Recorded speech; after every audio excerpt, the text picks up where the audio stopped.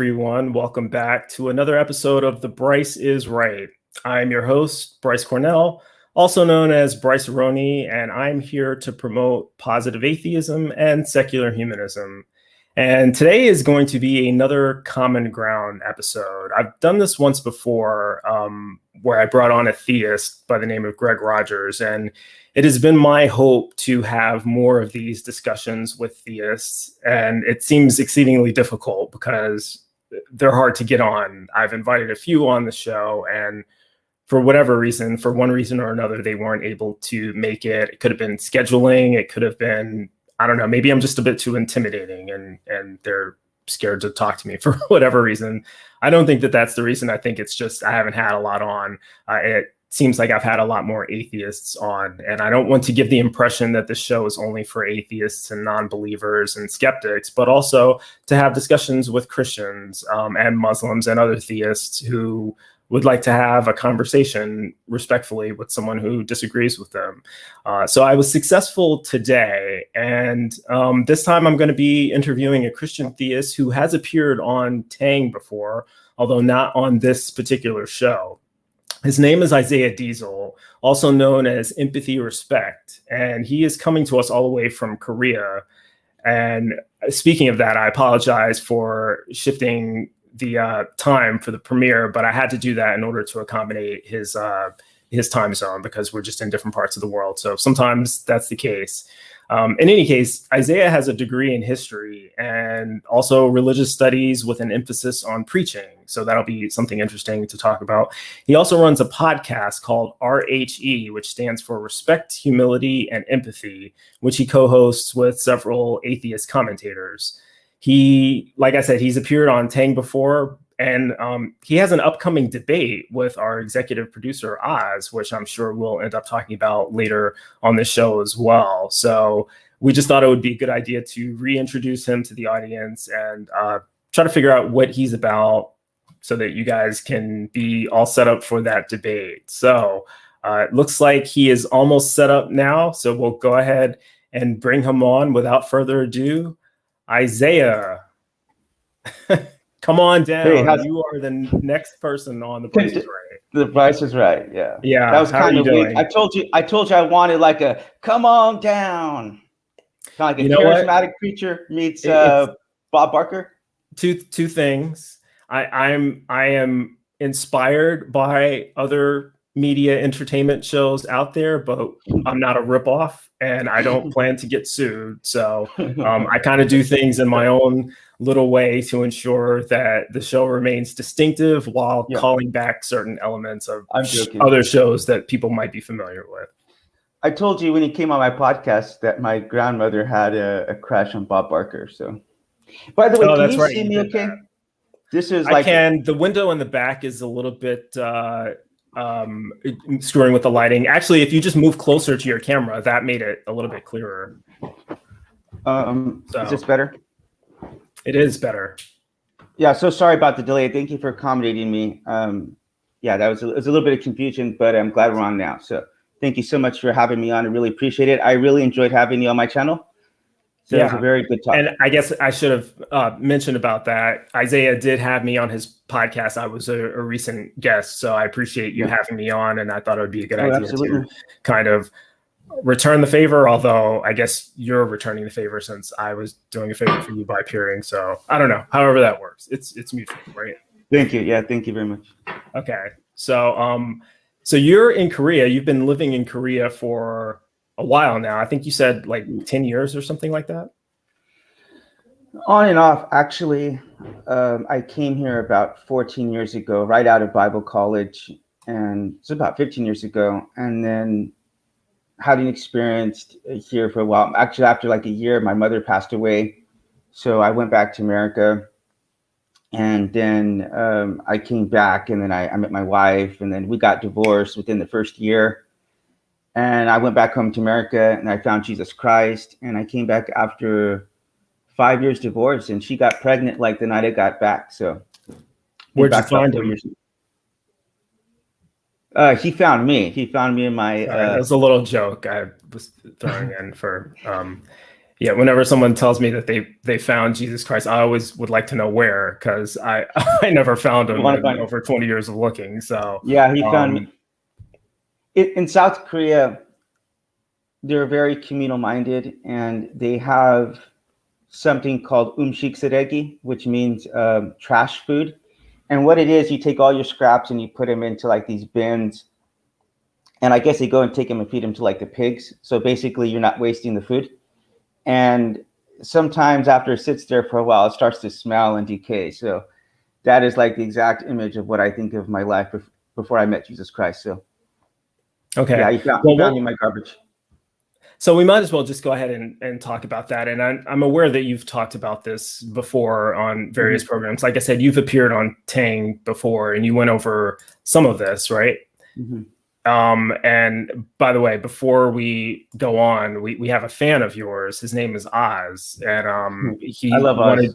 He wanted you to know that this is the last stream that you may have before you are destroyed by him in an upcoming debate. So that was important enough for Oz to contribute $5 to the cause. So you know what? No matter where this conversation goes, or no matter where the conversation goes next week when I destroy Oz, like, I love you, Bryce, and I love Oz. You guys are great people, and we may have some disagreements about some stuff, but I would never question your guys' integrity or your intelligence. And I kind of got caught up.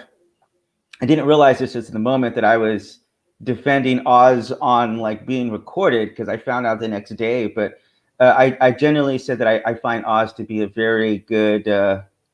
I consider him to be an ally in the overall grand scheme of things. Like on a micro level, yes, we're adversaries, but in the bigger scheme of like world peace and empathy and respect, the kind of things that I'm like working towards, I find you to be more of you as well.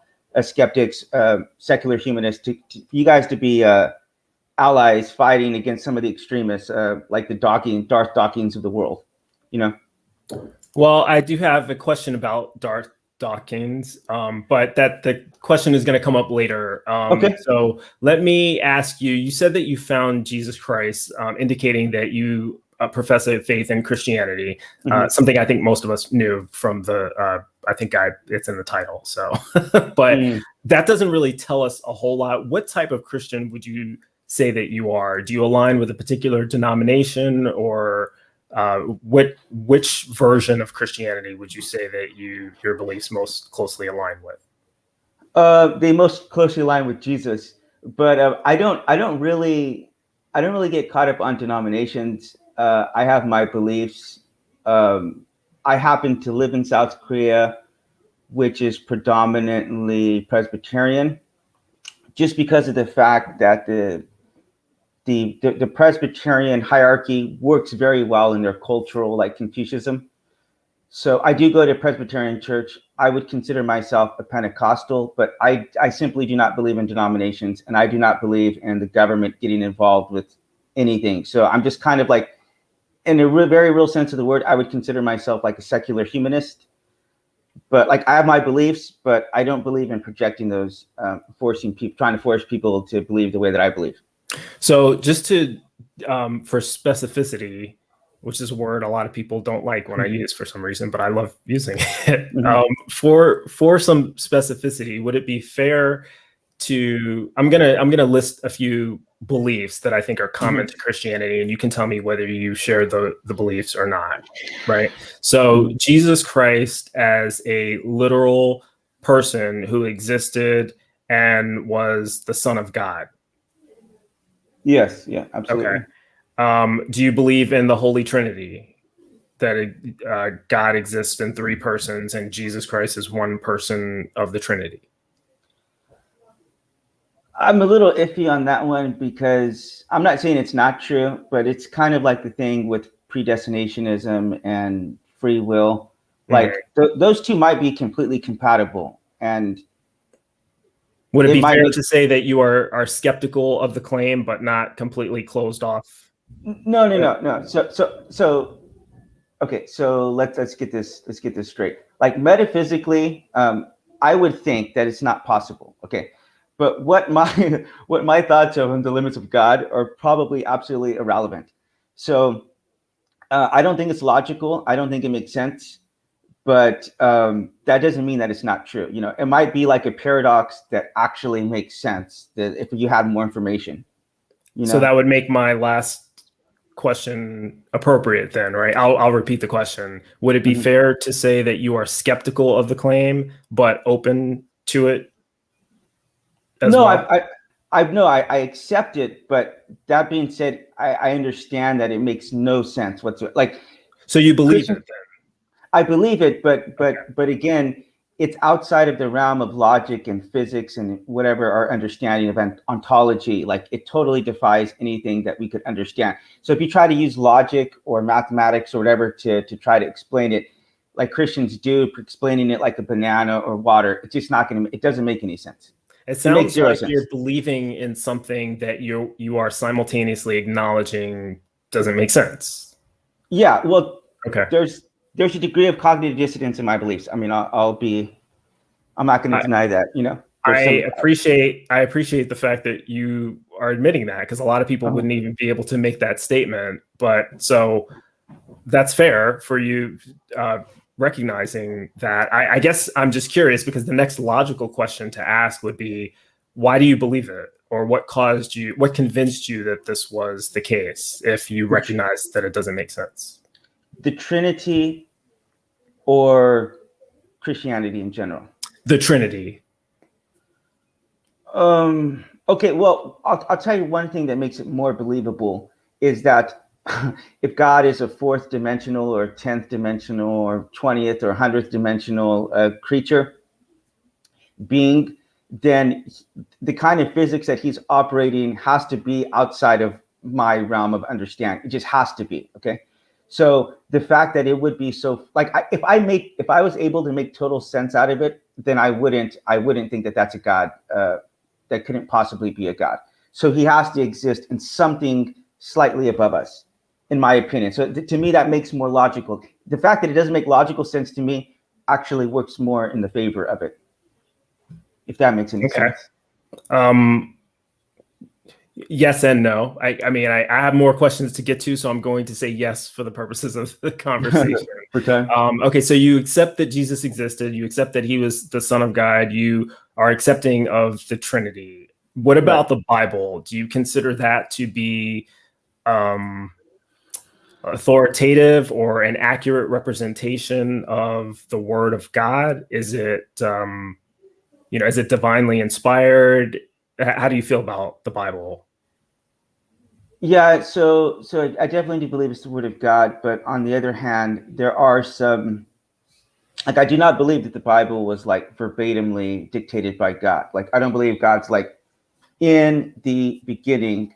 Well, no, and I don't think that I think it would be unfair to suggest that this is a common belief in Christianity. Most Christians don't believe that. Even I didn't believe that when I was a Christian. The idea, I think, that is most common in Christianity, that it was written by authors who were inspired by God in some way, either prophets or visionaries or disciples or whatever the case may be. So yeah. Oh, 1 second, just one quick second. Okay. And by the way, while Isaiah is doing that thing that requires that long second, if anyone in the comments has questions that they would like to ask, please go ahead and do so. I'm not necessarily going to see every question as it comes up. I'm more likely to see super chats as they come up for obvious reasons, but I will try to get to some of the questions at the end of the conversation if you guys go ahead and put them. So we have Isaiah back. Go ahead, Isaiah. You were talking about the Bible and how you take it, what you take it to be. This is a little bit tricky. One, I don't speak like Aramaic or Greek or Hebrew, so I'm sure there's a lot of nuances that I just do not understand. For example, we've had a Hasidic Jew on our channel 3 times now, and the observations he's able to make from reading in the direct language are obviously a lot richer than mine. You know, so I'm sure I'm not a biblical scholar. I wasn't a believer until 7 years ago. So there's a lot still that I'm learning. Have you read the Bible? Have I read it? Yeah. Yeah, of course. I mean, the New Testament, I've read, I mean, some of the books I've read 60, 70 times. So you said, yeah, of course. But I think it's a legitimate question because there's a lot of people I ask who will answer, well, I'm starting to read it. I've read part of it. I read it a long time ago. I haven't read it yet. I'm getting to it. You know, you'd be surprised at the variety of answers there. So I don't just assume that because someone tells me they're a Christian that they've read it. So that's why I'm asking. So you have read it. You've read the whole thing at least once. There's some parts in the Old Testament that like I'm starting to read through, and it's just like I really can't even, like the genocide and stuff like that. Like I kind of just skip over some of that parts. I know that sounds kind of bad, but I don't want to spend my time reading about genocide and, you know what I mean, stuff like that. So that is absolutely not true theoretically. It's only partially true. Well, I've read. Sorry, I don't even know what that means, but no, I was responding to the comment in the chat. Theoretically, he's talking about me only seeing super chats, so he's only half right on that. So you skipped over some parts of the Old Testament. I'm sorry. Yeah, and then it's just some of it's just like extremely redundant. It's in there multiple times, but I mean, where I base my theology is based almost exclusively from the New Testament, and that I've read, like, as I said, some of the books in there I've read 60, 70 times. So I'm very well versed in the New Testament. I understand the Old Testament. It's not like I don't know what's in there, and it's not like I haven't read it, but there's some stuff that doesn't make total sense to me. One, and then, I mean, objectively speaking, some of this stuff has to be wrong, like scientifically, like a literal reading of Noah's Ark has to be wrong. So that doesn't mean it didn't happen. But it like I personally wouldn't believe in a global flood, you know, because there's no way like 5,000 years ago everybody on the planet got wiped out. That just doesn't make any sense, you know, whenever there's civilization still around. So, but that being said, I do believe it happened, and I do believe that people always say, like, Aaron Ra made this video where he's like debunking it, and he's like, well, how are you going to feed all these lions or whatever, these tigers? Well, it would make sense, and I don't know. I'm just saying, maybe Noah would have brought in some cubs for the lions or some baby. I can't imagine a full-grown elephant walking on to something like that. You know, that just doesn't make any sense to me. So there are some stories in the Old Testament that you are not willing to accept because they don't seem consistent with logic or reality or scientific evidence. So, but you do accept other parts of the Bible as being true, mostly from the New Testament. Is that correct? Well, I'm not, okay, so let's kind of be clear what I'm saying. Like, I'm not saying that I don't accept them. I'm saying that there might be deeper explanations as about them. For example, I personally believe that there's multiple creation accounts that are going on in Genesis. So for me, it's perfectly possible to have a literal Adam and Eve and also believe in evolution at the same time. So would you mind explaining that a little bit? Maybe we can unpack that. Yeah. So, okay. So first of all, I do believe in the Big Bang and evolution and all that. So that I'm not discounting that. I'm really not discounting that. But if you take a look at the accounts, they're like totally different. Okay. Genesis 1 and Genesis 2 are totally, don't even come close to lining up. So it has been speculated by me and others as well that perhaps you have multiple creations going on. Two, if you take a look at, as soon as one of the sons kills the other son, like he says, hey, I'm going to go and get killed by all of these people out. So it says God puts a mark on him, right? So obviously there's other civilizations and other towns out there at this time. So maybe it's the case that God has just pressed like a reset button and created Adam and Eve, but they're not the first literal like human on the planet. I don't believe that. I don't believe that for 1 second. That they were the first ones. Okay, why do you think the Bible says that then? Why do you think it's written in a way that implies that they are in Genesis 2?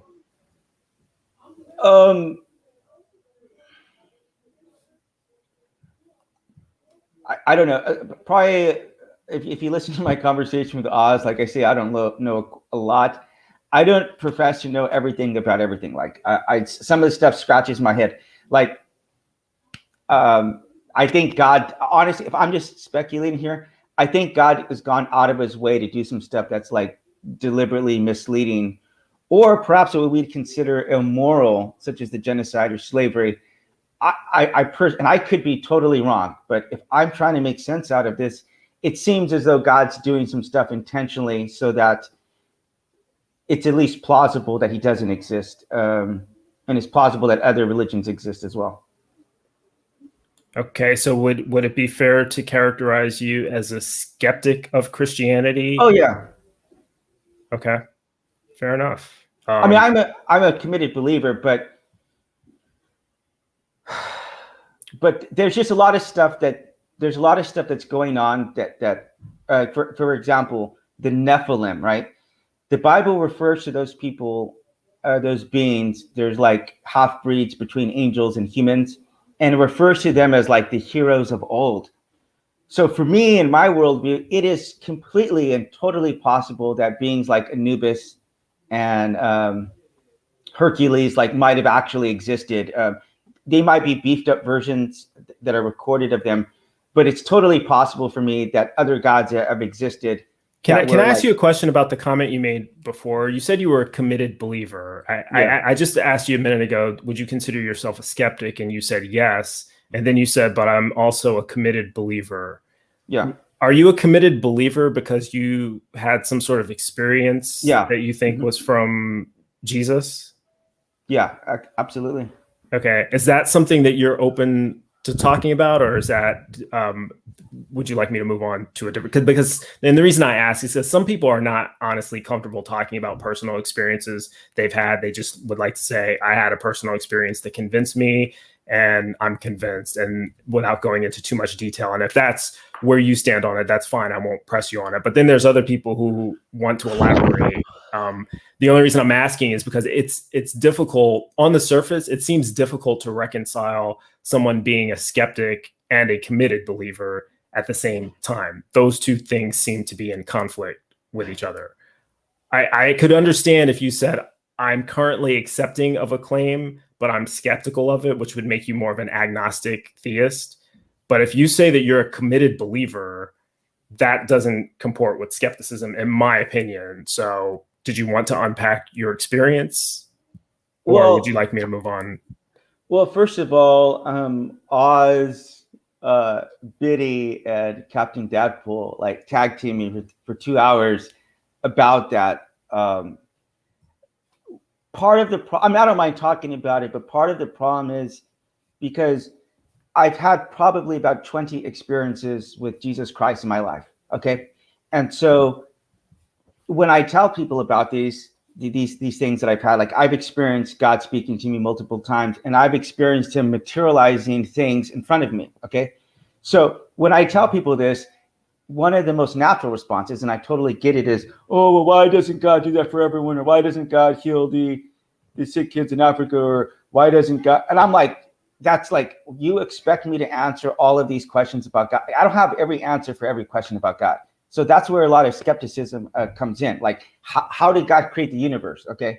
That's a mystery. Even if you're a believer, there's no way you can answer that question. There's no way. I guess I'll just ask a simple one question on this, and then we'll move on, because I do want to go down to a different discussion. But on any one of your experiences that you've had that you attribute to Jesus Christ, did he ever identify him? Did he actually identify himself as Jesus Christ? Like in the you heard an audible voice that said, "I am Jesus Christ." Yeah, so I got the date tattooed on my wrist, 516, which is to counterbalance the North Korean atheistic philosophy of Juche right here. I got the date tattooed on my wrist, which is just 7 years ago, last month. What did he say? Well, I was in my room and he said, Isaiah, I'm God. I jumped across my room because it scared the bejesus out of me, or specifically scared the bejesus into me. But so I looked around my room. I'm like, because the last thing in the world, I thought that it was God. So I thought someone broke into my, my house. And so as I scanned the room, I saw that clearly nothing or no one was in there. And I accepted the fact that this was God. And so as soon as I said in my mind, "Who are you?" He said, "I am Jesus Christ." So then he said, he's told me some other things about himself and about my life. And Bryce, I promise you, I would wager my entire life on this claim, like my entire life, my family. So here's the thing, family. Isaiah. Yeah. I actually believe you. Mm-hmm. I believe that you had an experience. Mm-hmm. And I think that your perception of the experience was hearing a voice that identified itself as Jesus Christ. Mm-hmm. Do you know why I'm not accepting that your experience was an accurate representation of reality? I don't know, and I don't care. Honestly, what's your opinion about my? I don't mean that it's rude, but if you were to tell me that, for example, that you don't believe that I live in South Korea, you don't believe that I have a daughter, and I pulled out a picture of my daughter and I showed you my DNA testing, and you want to question that stuff, like I'm not going to sit here and debate with you about my past experiences. Well, no, what I'm daughter. getting at, I don't care. I really don't care. Well, what I'm getting at, Isaiah, is that you're so I started, when you said you were a Christian, I started asking you about the different, because I wanted to make sure I knew what kind of Christian you were. So do you believe in evangelism? Yeah, I'm a missionary. Okay, so you believe that it's important to try to spread the gospel and to bring other people to Jesus Christ, right? Yes, but there's like only so much you can do as a human. Like, well, sure, but certainly it's important. You would consider it important for if someone is questioning you, like I'm an atheist, I don't have a belief in God, and you've told me that you had an experience with God. Mm-hmm, so if I was still a Christian and I encountered someone like that, I would think it would be important for me to explain to the atheist why I believe. 1 Peter 3:15, I think, says that you're supposed to give reasons for why you believe. It's not a guarantee that you're going to convince the other person, but at the very least, that's part of evangelism, right? So when you say, I don't care whether you believe me or not, is that really evangelism? I'm tired. I'm sick and tired of hearing people saying that I was hallucinating or that I have mental health issues or that I'm a liar. So I don't want to hear it. I would never call you any of those things. Yeah. I am curious as to one, I already said, I don't think you're lying. I believe that you had an experience, right? So that one's out the window. With regard to the other things, I wouldn't assert that you're any of those things because I'm not a doctor and I haven't really had a long relationship with you to peel back the onion to figure out what your experience was like. I guess what I would question is, have you considered the possibility that any of those other explanations could be the cause for your experience? So if what I experienced had just happened inside of my mind, then yeah, I would 1,000,000% probably even concede that, because it's so out of the ordinary. It's so bizarre. Even when I tell Christians, some of them don't even believe me as Christians. Some of them, in fact, I've told people this experience. It's like even my own family, even my own, people who know me, and they just flat out do not believe me. They've called me liars, like my own family. So it does make me a little bit defensive now at this point. But that being said, like, as I said, immediately after that happened, I had multiple experiences outside of myself that was other people confirming the things that Jesus Christ told me, like in rapid succession. So, and had it just been that experience, had he just spoken once, had he only done one miracle, okay, I might be able to say this is maybe just a giant cosmic coincidence. Okay, I will. I'm sorry. I want to make sure I'm understanding. Are you saying that there were other people when Jesus was speaking to you? There were other people who heard Jesus speaking to you at the same time? No, that's not what I said. So, okay, so I'll just give you two very quick examples of what happened. Okay, so the week after I went into when I went into church after being a pagan for many, many years. I'm not sure if I've showed you. I got all the world religions tattooed on me. I've seen it. I went into church, and the guy was preaching about one of the things that Jesus told me, which he said, I'm the light of this world. And when people choose darkness over light, you do not blame the light. So I was blaming God of the abuse that I had suffered as a kid.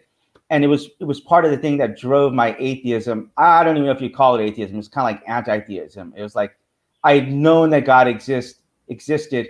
Partially, like let me tell you just really quick, just one thing that happened. So when I had dropped out of Bible college my freshman year and I became an atheist, my dad forced me to go to this religious convention. And while I'm at this religious convention, this guy pulls me up out of the audience. He's like, "You, like, come here." And he just tells me all this stuff that's going on in my life. 100% what happened, right? Now, that guy had not been at my dad's church for about 7 years. And when I came back to California after having this experience, he just happened to be preaching at my dad's church after not speaking for seven years there. So he tells me, "Hey, you got to come to my church later on because this guy, this like prophet is going to be there. And he's like he's the most anointed person I've ever seen." Okay. Now that same Sunday, he's there. Right afterwards, my family sits me down and says, "You're going into counseling tomorrow because we think that you've gone insane." Okay. So I spoke to God afterwards and I'm like, "Dude, if you don't speak to me by the end of the day, like I'm done because I'm being called like a lunatic. Everyone's calling me a liar." This was by your parents, you said? This is by my mom's dead, as I said. But this is by all my family. My immediate family sat me down and said this. So I went to that service, which is about an hour and a half drive from there. And that guy, again, this prophet guy, sees me in there, calls me out, tells me like 20 things. I have a DVD of it. And he told me 20 things that went down in my life. And he even told me again something else that Jesus told me. So it's like, again, if it was just my voice and I didn't have these multiple different people who were confirming it to me, I would say, yeah, I would probably agree with you. Isaiah, when a few moments earlier, you said that you were an atheist and then you found Jesus Christ. Were you raised as a Christian? Yeah, my parents are ministers. So you actually started off in Christianity. You didn't start as an atheist. Yes. Yeah, I never really accepted Jesus Christ. Let's say that. I mean, I kind of knew about it, but I was a missionary and really even an atheist at the same time. So, I mean, I went to Bible college as an atheist. So, my mom like strong armed me to go to Bible college. I'm just trying to get the background correctly. You say that you never accepted it, but you did grow up in Christianity, in and around Christianity. Yeah, of course. Okay. That's kind of an important piece of information because it could potentially be misleading. But okay, I think that there's a lot to unpack there, and I would be happy to talk more about that with you, maybe in the Discord, if you're comfortable talking about that, because I think that maybe you getting frustrated by having people telling you that I would never tell anybody that they're crazy or delusional. Like I said, crazy is not a clinical term. So anyone that's telling you that you're crazy is not a psychologist, not a psychiatrist, and not a therapist, because that's not a term. With respect to the clinical terms, if they don't have those credentials, then really they're not qualified to tell you that, right? So I wouldn't beat yourself up too much or really put too much emotional stock into what other people are telling you if they're using that kind of language to you. So you can disarm around me, so to speak. And if you want to talk more about that in the Discord, I'd be happy to. But I do want to move on to something else. You made a recent appearance on Darth Dawkins' podcast. I wouldn't call it that. He doesn't have a podcast. That's a very deceptive thing. He's in some Discord servers, and I went into there to kind of confront him on the way that he treats atheists. And I had no idea that was being recorded. And the next day, like Marshall, actually, very good guy. I love you, Marshall, if you're watching this. Really love you. It's a good guy. But yeah, he's like, "Oh yeah, you're featured on," and I'm like, wow, I don't even know how that's like legal. Like they just recorded me and put it on. So it's definitely not a podcast. So you didn't know what you were getting. You didn't know that your voice was being recorded and that your words would be okay. Did you? What was your? Tom Rabbit likes to record people. Tom Rabbit. Do you think that Darth Dawkins is a serious person? I've encountered many toxic people on the internet, Darth Dawkins is by far the most toxic. Well, clearly his content is very toxic. But do you think that he's a serious person even? Like, is he someone to be taken seriously? At this point, and as a Christian or really anything? No, because literally just this morning I was listening to a conversation where they brought on, I think his name's like Canadian Christian or Canadian Catholic or something, and he was talking with this doctor guy and Darth, and I just saw it like 2 hours ago, and what Darth does is he continually interrupts other people. He doesn't let them finish their point. But if you have the audacity to interrupt him once, please don't ever talk me, please. Like, he's so obnoxious about other people not interrupting him, but he will at the same time interrupt everyone else. So you came on my podcast and I said, look, we just have a couple of rules here. One is don't interrupt people, like let them finish their thoughts and then come in afterwards. So that shows that you don't respect them. That's why we have respect, humility, and empathy as our title. Why did you? So, no, I don't. Okay, so you don't think he's serious? Why did you decide to have a conversation with him? Because he's giving Christians a bad name. He's talking rude. I mean, I've seen some videos where he's just F-bombing the living heck out of atheists, and I just don't think as Christians that's the kind of talk, that we need to be having. Like, we need to be showing love towards people. And so my philosophy as a missionary is that before I tell anybody that Jesus Christ loves them, like, I want to show them that I love them first. So some Christians' philosophy is Jesus loves you, but I hate you. And I'm like, I don't see that as an effective tool for evangelism. Okay. I mean, sure, but I guess do you consider him a reasonable person? Did you consider him a reasonable person when you decided to have a conversation with him? Well, my first listening to him was from, I had no idea who he was about 2 months ago, but and T-Jump had me on his channel to talk about God, and I found him on there, and I thought that he gave T-Jump like a run for his money, because usually T-Jump is on there just like bulldozing people, and Darth Dawkins was a fierce resistance to him.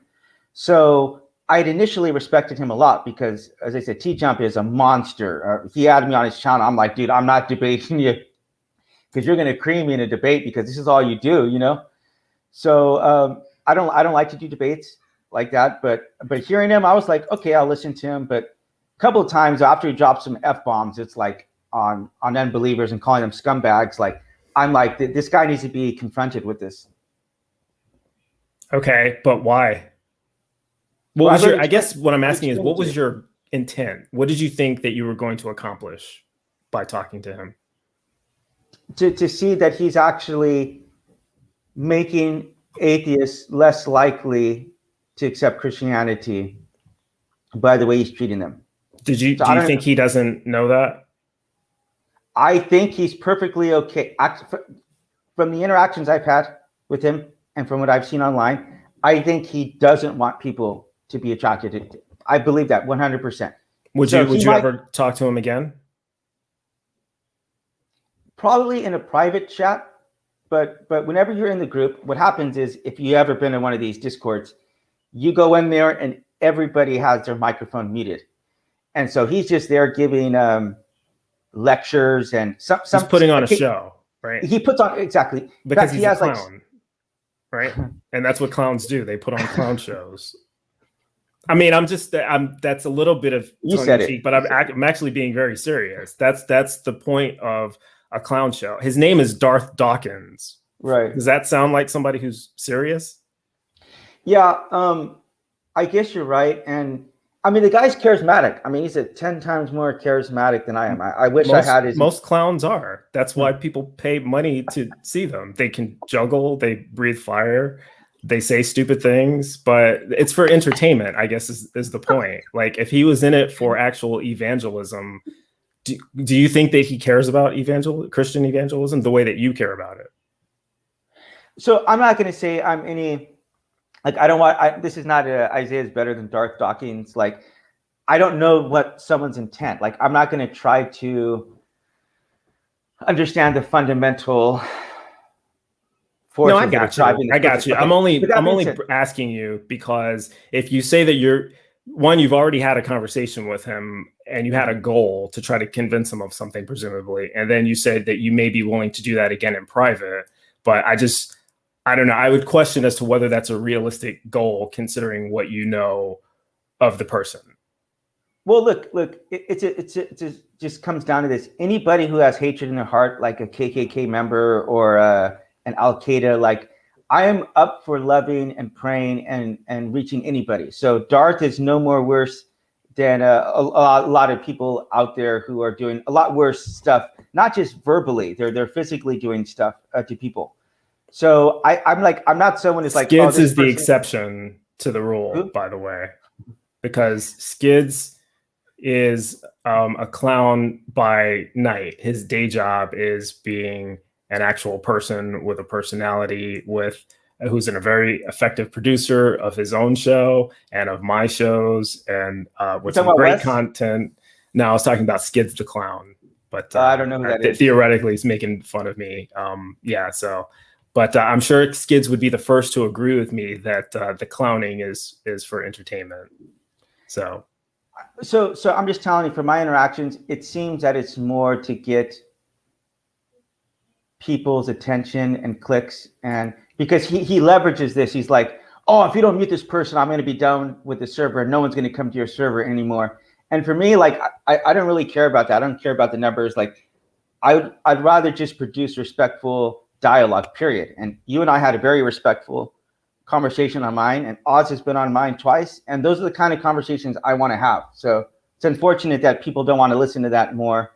They'd rather hear people screaming and calling names. But do you think that Darth Dawkins in the conversation that you had that was recorded, because I mean, let's be real, it's out there now, people have heard it, and that's unfortunate, but somebody who, like, if someone had done that to me, I probably would not communicate with them again, because how could you trust?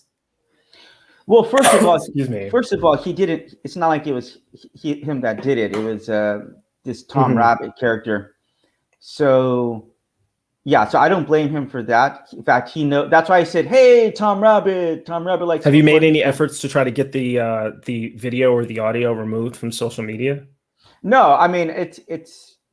I told Oz, had I known that was being recorded, I would have trashed Oz so bad.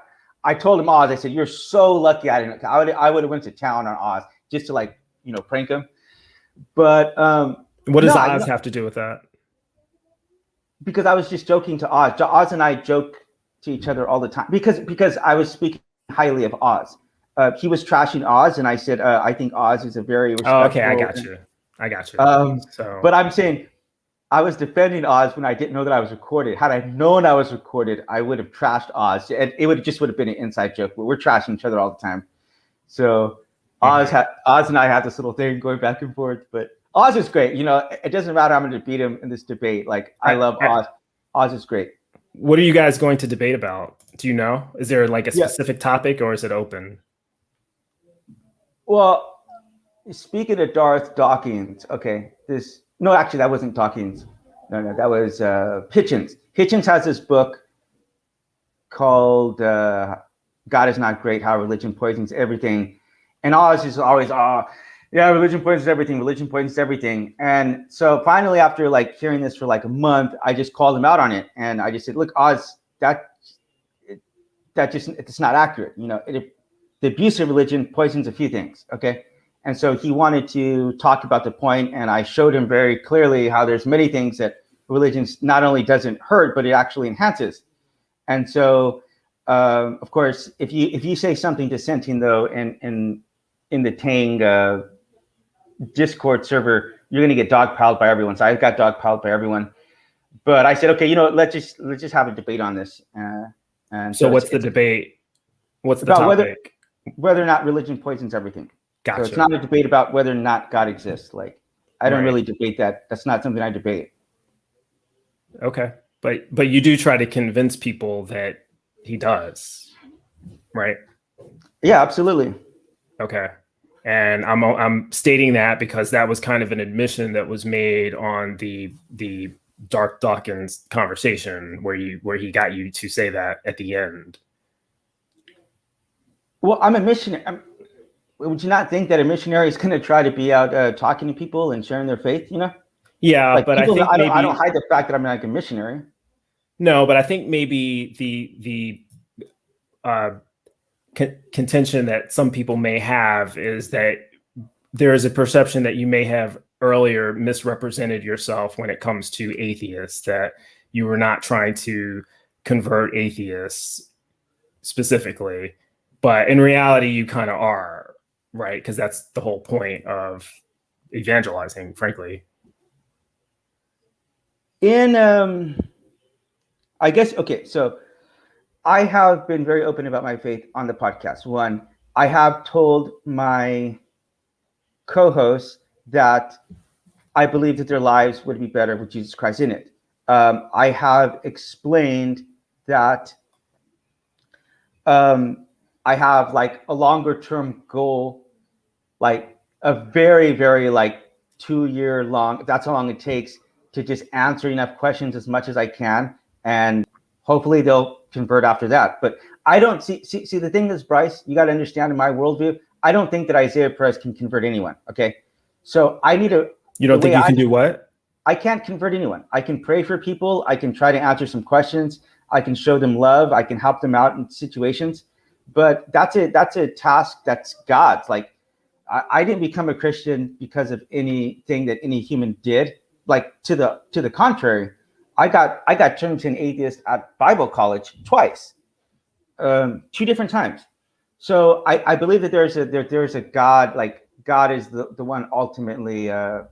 It's incumbent upon God. So I just don't, even my worldview, I don't think I could go out and just convert you. I can't win a debate with you and then you're going to become a Christian as a result of that, you know? So well, I don't feel like doesn't that kind of go against, you said you read the New Testament, right? Mm-hmm. So isn't one of the charges for the disciples to go ye therefore and make disciples of all nations? Yeah. Isn't that absolutely the Great Commission? Yeah, and that's what I'm doing now. But I'm telling you, like, it's something that you have to be reliant upon God for, is what I'm saying. Like, I have to pray for my guests as well. No, I understand that, but that's praying for them is something that you do, you know, for yourself because you think that that's one of your responsibilities. But the part about converting is more than just mm-hmm. praying for them. It's actually trying to convince them that this is in their best interest to follow, right? It's bringing the good news. Spreading the gospel.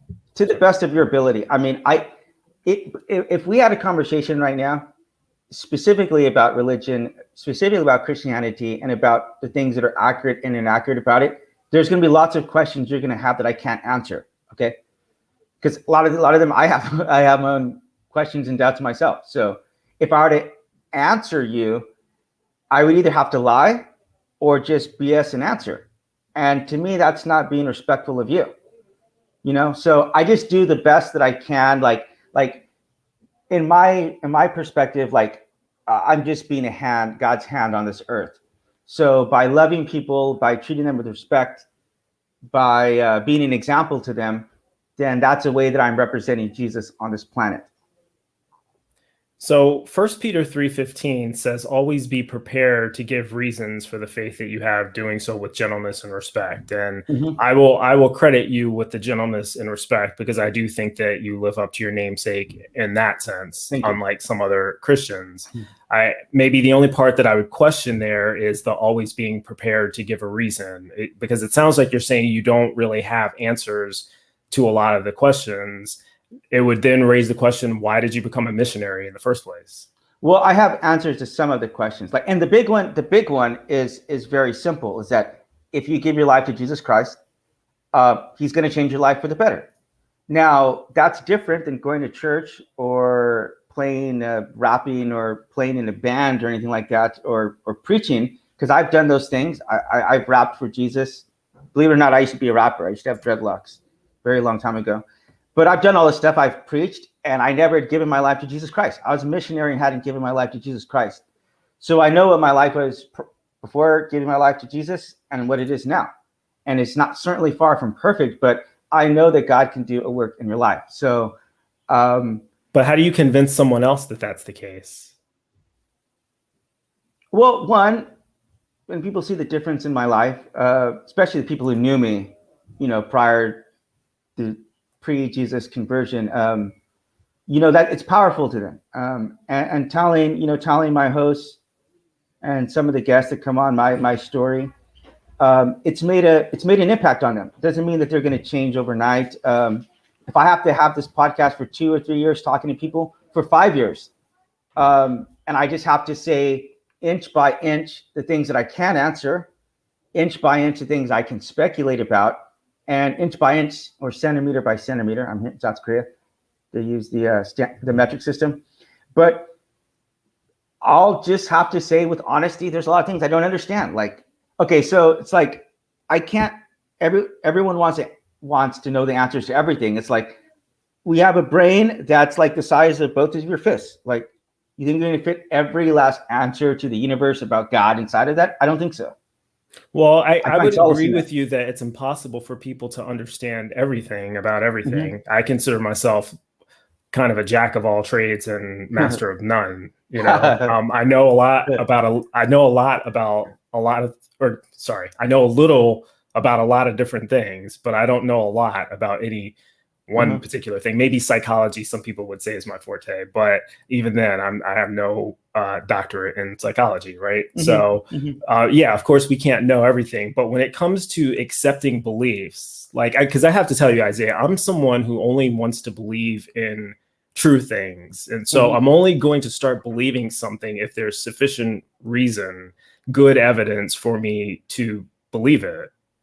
Because of the fact that we can't know everything, so if like someone tells me something that's an unknown, I'm not just going to believe it because it's an unknown. I would have to have some evidence of that. And I think that you're going to run into a lot of people who share similar position as I do. Now, granted, there are other people who are very easily compelled to believe things, in my opinion, without sufficient reason. And I think that includes a lot of people who are in different religions, but I don't know. I think that you're going to have difficulty reaching someone who believes in the value of skepticism with that approach. Would you say that most of your missionary work is done through your podcast?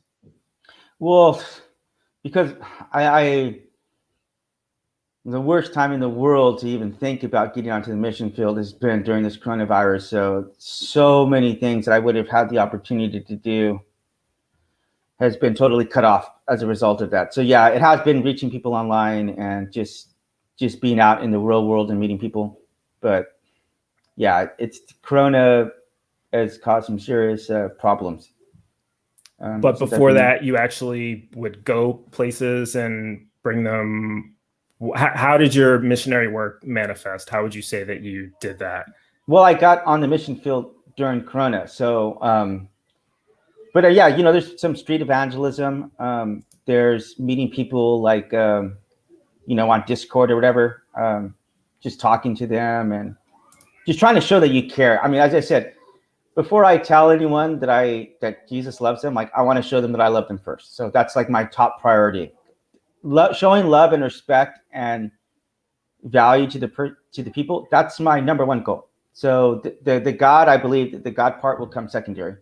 So you would say most of your missionary work is informal. It's just by talking to people around the water cooler or wherever you ever try to do some of your missionary or evangelism by rapping?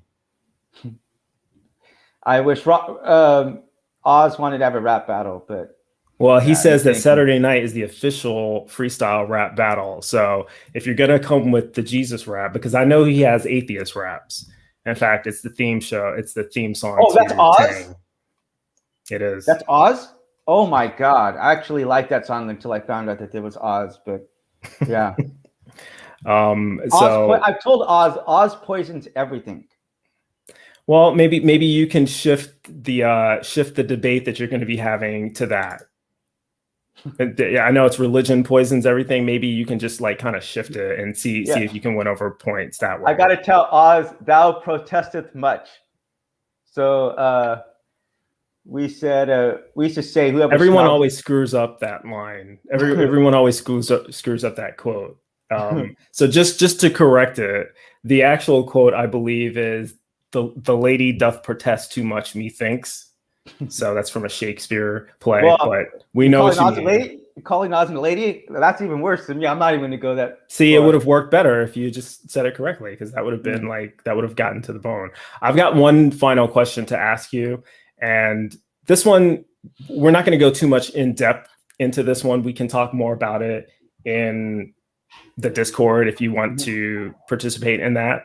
But we just celebrated LGBT Pride Month last month. And initially I was going to bring you on the show to kind of talk about that and to give your perspective on that. But then it occurred to me that I hadn't done an LGBTQ plus themed show at all. And I thought it would be irresponsible for me to talk to someone about their views on it who was not LGBT. So that wasn't personal. That was just kind of me recognizing that it's inappropriate for me to talk to a non-LGBT person about LGBTQ plus issues during Pride Month when I haven't even brought it up. By the way, I really enjoyed that episode. Really did. Good. I appreciate that. I've gotten positive feedback from that. The question I was going to ask you is, what is your... Well, it's actually a two-part question. I guess the part one of the question is, what do you think the biggest hindrance is to LGBT rights in countries like the United States and most of the Western world? LGBTQ plus inclusion and equality. What do you think the biggest hindrance is to in America? I don't really think they have any hindrance. It seems like they have pretty much every right that they need. Really? So yeah, they can get married. Good. Well, you know that there have been adoption laws that states rather have proposed to prevent homosexuals from adopting children. There are transgender bathroom laws to prevent people from going to the restrooms of the gender they identify with. So no, I don't know if I would agree with you that LGBT people have full rights. I mean, even gay marriage is legal now, but that's a very recent occurrence, right? Even gays being able to serve in the military, very recent occurrence. So this is not like that we've just suddenly had all these rights. And it was kind of one of the points that I was making last week on that show, which is why we still celebrate Pride, to kind of normalize the idea, you know. So I would say that maybe that's something that you might want to consider in the future, and maybe looking up some of the reasons why people are still fighting against LGBTQ plus rights. Yeah, and so this is where I totally cut ties with people who are on the right, because obviously that comes down to people. I'm sorry to interrupt you. I just have to give a shout out. Thank you, Secularity, for the $5. That was a super chat, so I have to acknowledge when people. So I'm not acknowledging it because he mentioned my name in there and called me awesome. I mean, that's subjective, and I leave that for other people to decide. But you did give us $5, so you could call me a shitbag if you want to, and I'm still going to acknowledge you. Thank you. Sorry. Yeah, so the people like the Darth Dawkins of the world and the trumpets, the Trump supporters, the people who want to take their religion and project it and force it onto people, we're an ally in that sense, Bryce. This is why I said there's some ways that you and I are just allies. I mean, I may take it a bit further because I said I believe that hate speech should be illegal. You obviously don't agree with me, but that's a way in which we can have differing opinions and still respect each other. One of the things I really liked on the podcast. That's probably the best example I've ever heard anyone give, by the way. The example of you being against thinking hate speech should be illegal, and me thinking that it shouldn't be illegal. That's an area where I totally respect your opinion on that. I understand where it's coming from. And that's a difference of opinion where I can be 100% respectful of your position, because I understand why someone would think that hate speech should be illegal. Right. And philosophically speaking, I agree with you. There are legal and constitutional reasons why I disagree with you, but and so go ahead. I'll let you go ahead and get the final thought out, because we're coming up to the top of the hour. one of Actually, your we guests, passed it, but we started late. yeah. Go on. So one of your guests had said, it's okay to have these talks and to express concerns about issues like this, the bathroom, like the bathroom issue, and say, hey, look, there's parents out there who have legitimate concerns. Like me, I have a daughter. It has nothing to do with any kind of hatred or any kind of phobia or fear of someone. It has to do with wanting to see my daughter protected. And we can have those conversations. But the moment that you start to say protected, I'm sorry. I understand. I want to let you finish your thought, but you said it doesn't have to do with any kind of fear or phobia. It has to do with wanting your daughter to be protected. Protected from what? So I live in South Korea, and we have public bathhouses here. Okay, and so you can go there and you could bathe around other people. So I want my daughter to be able to go there and to not have to see an exposed or perhaps erect male penis. And I'm not a bigot for not wanting my daughter to have to be subjected to something like that. No, but it may make you unreasonable if you're going to that sort of establishment where you know that that's the norm and you think it should be changed because you don't want your daughter to see. It might be more reasonable to say, I'm not going to take my daughter here. I'm going to take her to Disneyland instead. Well, they're separated, right? They're separated by so you go there with the expectation. I mean, I go there, I've seen thousands, tens of thousands of Asian penises, and I'm not concerned about me. Like me, I could, if a trans woman were to come, or I guess trans male were to come into the locker with me, like that wouldn't cause me 1 ounce of trouble. Like I'm concerned about my daughter, and we can have the conversation. I'm saying like let's have the conversation. But I'm confused. I just want to, because you're getting a little bit of resistance in the comments, and I want you to be clear about this, or at least if you're not clear about something, then give yourself the opportunity to rethink it or maybe clarify it later. When you're concerned about your daughter, she's going into, I presume that there's a women's section of the public bathhouse. Are you concerned that there are going to be erect penises in the women's section of the public bathhouse? Well, this just happened recently in America, where I'm sorry. No, we don't have public bathhouses here. Okay, well, so it's a spa. It's a spa. Because I saw it on the internet, but a woman goes in there, and I'm so sorry. I really try to be careful with the pronouns and the genders and all that. And this is a little bit confusing. So a trans female. Okay, that's right. Trans female goes into there, and they take off their pants, and there's a penis there. They went into where? A spa? A spa, yeah, like a spa. Okay. So the women there were complaining, and they're like, well, that's just you're out of luck. So I mean, point is, Bryce, I'm saying we can have the conversation. We're not gonna fix all these issues in one podcast in 1 hour.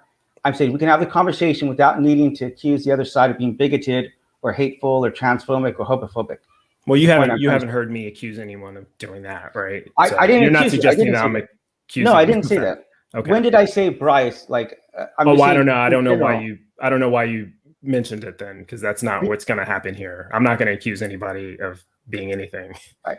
Well, your guest. I'm just saying I really appreciate it. I'm not sure if it was the trans guest who was on there, but they said, "Hey, look, this is a new thing." It's like, I'm not saying we can't work these things out. There's still science that's being tested and stuff. You know what I mean? There's like, would you say that you're open to? Does that mean that you may be open to your views on this issue being revised or updated or changing when you get new information, or are you set on this issue? Well, I like Korea's model, where at the front of entrances of bathrooms, there's just unisex stalls. So to me, I'm all about, I would say, like creating a third space and a third space for sports. Like that makes more sense to me. It seems like, again, I'm not concerned about myself so much as I am my daughter. So I want to make sure that there's an option and there's protection for females. As a feminist, I'm interested in protecting females. Well, I'm not going to press you too much on that. I think I would maybe suggest that when you say that in the future, consider whether or not that applies to trans women or not, who many of whom would identify themselves as female. But Well, that's I'm up for protecting people. Yeah, okay. I am. Okay. So, well, I appreciate you coming on and explaining all that. And I also appreciate you sitting through my, I don't want to say onslaught, because frankly, I'm a nice guy and I'm not trying to make anyone uncomfortable. I do offer a little bit of pushback every now and again when I get someone who has where I think that maybe they didn't clarify their position, or they were a little bit clumsy in what they were saying, and then give them the opportunity to clarify. And I have to say, I don't often get Christians or any theists on the show. I was mentioning that at the top of the show. You have the distinct honor of being only my second theist that I've had on the show. So hopefully I can get more in the future. Hopefully we can continue to have, decent discussions like this. And I think that there's room there for a follow-on discussion if you're willing to come back and talk about, the other beliefs that you have in the future. Yeah, I would love to have you for round 2. And the thing is, I made this known to you, like, attack the idea, don't attack the person. And so we can have honest agreements and disagreements and say, I'm not going to diminish you, or I may not agree everything about you. I don't agree with everything about myself. I don't agree with everything I do myself, So Yeah. I don't want to be overly hard on you or trans or gays or even Dawkins whenever I still have a lot of work on myself that needs to be done. So it's like, but having conversations and not assuming the worst, not calling people names, not accusing them of gaslighting, which I've been accused of in the tank chat, just having conversations. This is good. I really appreciate you. Maybe the common ground that we have is the fact that we are willing to have a conversation without the ad hominem, which is a start.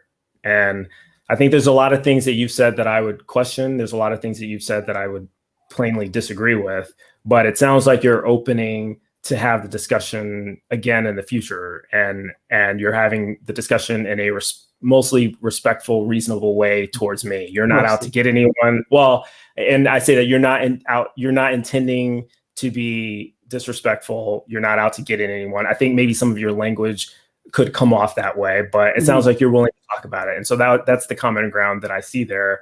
And I appreciate you coming on. I know that some of that probably wasn't easy, but you survived, right? I wasn't that terrible to you, was I? Just one last thing. Go ahead. One last thing, because considering this topic, people have told me, and I'm very, very, very grateful for people like Oz who have told me they've challenged my beliefs, and it's great because I said, Oz, I don't have the answers to all of this, especially on the trans issue. I'm still learning myself. I'm an open-minded person. I'm not here to hurt anybody. I don't want to hurt anybody.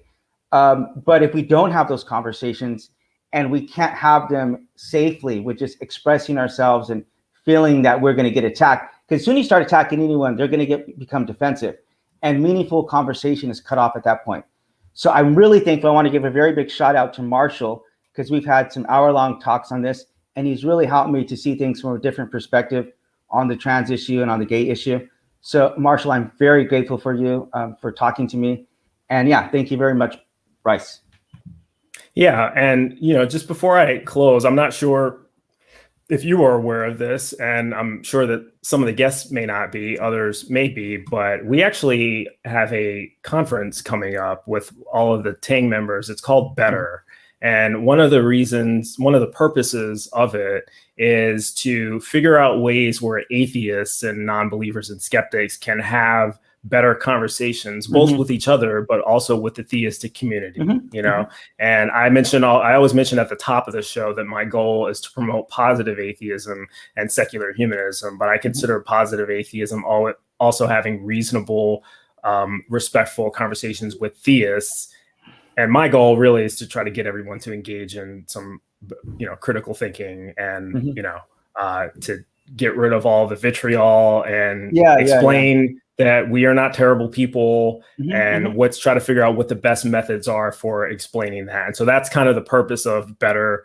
This is an event that's held in October 9th and 10th. And we have some great guests there, including Seth Andrews, Dr. Josh, T-Jump, who you mentioned earlier on the show, Anthony Magnabosco, Cynthia McDonald, a friend of mine, and Dave Warnock. So if you were in the Fort Wayne area, October 9th and 10th, and Oz, as always, will have details about the tickets and the ticket prices. I'm not sure if we even have that completely worked out yet, but I know we have the venue worked out. It just escapes me at the moment. So, Isaiah, what are you doing after the show? You have time to jump in the Discord? I'm gonna eat, but yeah, I can pop in there for a minute. Oh, well, that's great. So we appreciate it. If you can't, no pressure, but there's a lot of people willing to continue the chat. And if you are one of them in the discussion, please feel free to join us on Discord. It looks like we have Oz that actually may want to say something. So Oz, give me a thumbs up if you want to if you want to talk really quick. All right. Well, let's see what Oz has to say about Oz is a nobody. I don't really consider Oz anybody. So, well, unfortunately I do, because he's our executive producer here at Tang. So Oz is the great and powerful. Oz, what you got? Ladies and gentlemen, the champ is here. The future champ? No, it's done. It's already been done. And Isaiah knows this. He told me that God had already revealed it to him. But the champ is here. No, I'm looking forward to it on Saturday. But great show, guys. And yeah, I just wanted to make sure I heard you plugging the event. So thank you very much. And Saturday, immediately following Isaiah and I's debate, we are going to launch the reservation prices and tiers and all that fun stuff. So Saturday night's going to be a blast. We'll have a debate, and then we're going to talk about the October event. So that's all that I had, except for there's a book. I don't know if you guys remember the book that came out? I don't read. That's not. I am. I think I've heard of this book, but I don't know. Refresh my memory, Oz. What? Oh, there's this book called The Atheist Handbook to the Old Testament. It's volume 1. Bryce, do you know what that typically means? Volume 2's coming. Yeah, boy. And then I got this bad boy today, just while we're doing this. Are you going to tell us the author of that wonderful book? Dr. Josh Bowen. Okay, fair enough. And then you'll see the one over this shoulder. Does the Old Testament endorse slavery? The answer is yes. Also by Dr. Josh Bowen. Then I got this one today. Learn to ancient Sumerian, because I'm now learning to read Sumerian because I can barely speak in English. So that makes sense. But no. Awesome. Is that also Dr. Josh's? You have to forgive me. My eyesight is not great without my glasses. So yep, that was Dr. Josh and Megan's first book they did, and yeah, I'm ready to speak a ancient language better than I do English. So awesome. Yeah, I knew about the first two you showed up. I was not familiar with the third one, so cool to know. But anyway, okay, we have come to the close. Guys, feel free to join us in the Discord. We will have the link in the chat. And if you've enjoyed this episode, please hit the like button. You can catch me here on Tang weekly, Tuesdays at 9 p.m. normally. We started late today, but don't hold that against us. And don't forget to subscribe to Tang, the Atheist Network group, for more awesome content. And with that, for our executive producer, Oz, producer, Wes, and Sunny Shell, this is Bryce Cornell, a.k.a. Bryce R.H.E, asking you to have your gods spayed or neutered.